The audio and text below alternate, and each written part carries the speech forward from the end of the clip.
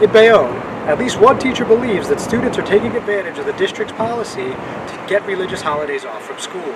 I'm here today to address the abuse of the excused absence in the high school, particularly the religious excuses. Before anyone accuses me of being an atheist or harboring negative feelings towards people who are religious, let me correct you now. I am a firm believer in the Universal Declaration of Human Rights. This document ensures that people can worship freely, anyone, anywhere, anytime. So don't take what I'm going to say as an attack on religion, because it's not. My issue is with how the religious excuse forms are allotted in the high school. According to the NJ Department of Education Resolution NJSA 18A:13-14 through 16 and NJAC 6A:32-83 regarding religious holidays, it clearly states that to be entitled to the privileges set forth, a student must present a written excuse signed by a parent or person standing in the place of a parent. I can say from personal experience in my classroom that I have received a copious amount of religious excuse forms from students that lack a parent signature on the form and or a note. So they're just giving the form with no signature on it. It's just them saying, hey, I'm going to be out for these days. Woods explained that the excused absences have become so excessive that she has to routinely move around assessment weeks and tests, despite the fact excused absence sheets rarely have a signature from a parent and or guardian, in violation of state guidelines, yet are still accepted by the district. Excessive absences have become an epidemic.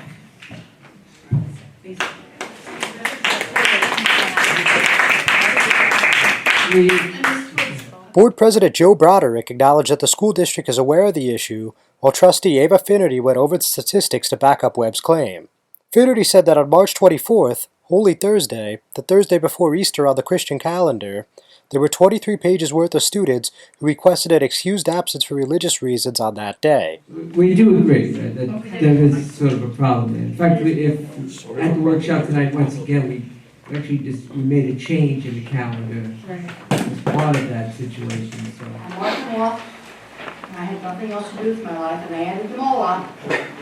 There were 491 religious excuses. That does not include bona fide absences. So bona fide absences on that day was 308. You take the 491, and Finnerty is not a math person, but we're looking at almost 800 students who aren't present in school. That's one concern, but the bigger concern is the one that you expressed. We have a religious excuse, and as you said, nobody is making a judgment on whether or not you should or you shouldn't. The thing is, it's the theory, the practice. You come in with a religious excuse, you want to see, it's supposed to be, by the way, I copied the audience from the State Department of Education, New Jersey, right here.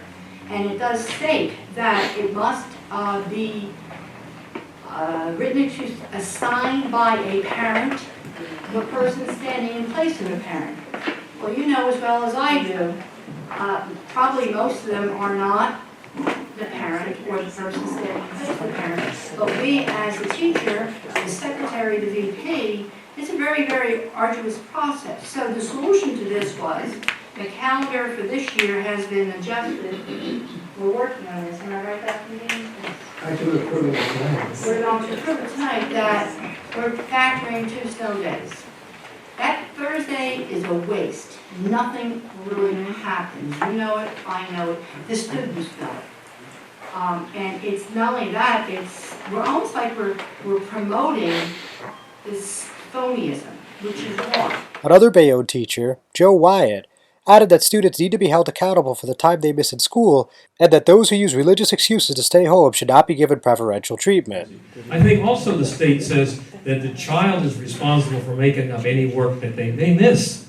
I do not adjust my schedule. I don't do anything. If you're out for a religious excuse, you're on the hook for everything, and you cannot use, when the test comes and say, I don't know what I'm doing, I say, well, you took a religious excuse. It's your responsibility to make that up. So, and all you have to do is enforce that. If it causes the child to fail the course, that's their problem, not our problem, because they're responsible for making up the work. And that's all you have to do, and I don't have a problem at all. I don't adjust my schedule, I don't adjust my lesson plans, I don't do anything. The lesson plan is the lesson plan. John Heides with the Hudson County View, the eye of the community.